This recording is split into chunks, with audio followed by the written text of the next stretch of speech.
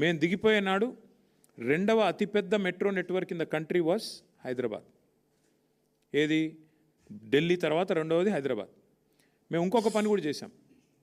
దిగిపోయే ముందు మేము సరిగ్గా ఒక 6 నెలల ముందు హైదరాబాద్ మిగతా అన్ని నగరాలకు కూడా భారతదేశంలో దాదాపు మెట్రో నగరాలకి ఎయిర్పోర్ట్ నుంచి సిటీకి మెట్రో ఉంది, ఎక్స్ప్రెస్ ఉంది, మన దగ్గర లేదు, ఇది ఆలోచన లేకుండా చేశారు అని చెప్పి కేసీఆర్ గారు ఒక నిర్ణయం తీసుకొని మరి ఎయిర్పోర్ట్ మెట్రో కూడా ఆనాడు మరి మైండ్ స్పేస్ నుంచి డైరెక్ట్గా శంషాబాద్కి ఏది ఓఆర్ఆర్ ఎంబడ తీసుకొని పోయేందుకు కూడా టెండర్ పూర్తి చేసినాం, శంకుస్థాపన చేసినాం.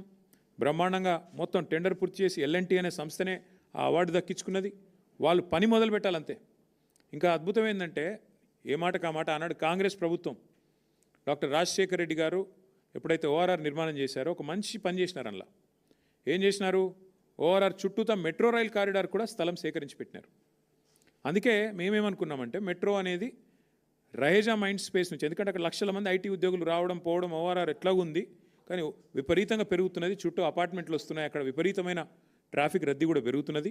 కాబట్టి ఇక్కడ నుంచి కేవలం ఎయిర్పోర్ట్ వరకే పోదు, అది మధ్యలో స్టాప్స్ కూడా ఉంటాయి. బుద్వేల్లో, శంషాబాద్లో, యువతల నార్సింగిలో ఇన్ని స్టాప్స్ ఉంటాయి, ఖాజాగూడలో. దానివల్ల ఏమవుతుంది, ఎవరైనా అవసరమైతే ఫైనాన్షియల్ డిస్ట్రిక్ట్లో పనిచేసే వాళ్ళు కానీ, రాయదుర్గంలో పనిచేసే వాళ్ళు కానీ, మైండ్ స్పేస్లో పనిచేసే వాళ్ళు కానీ శంషాబాద్లో ఉంటూ కూడా రోజు వచ్చిపోవచ్చు.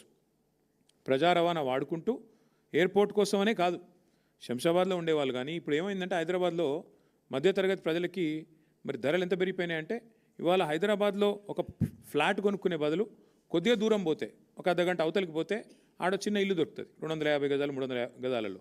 అందుకే అట్లా ఆలోచించి చాలామంది దూర అవతలికి పోతున్నారు.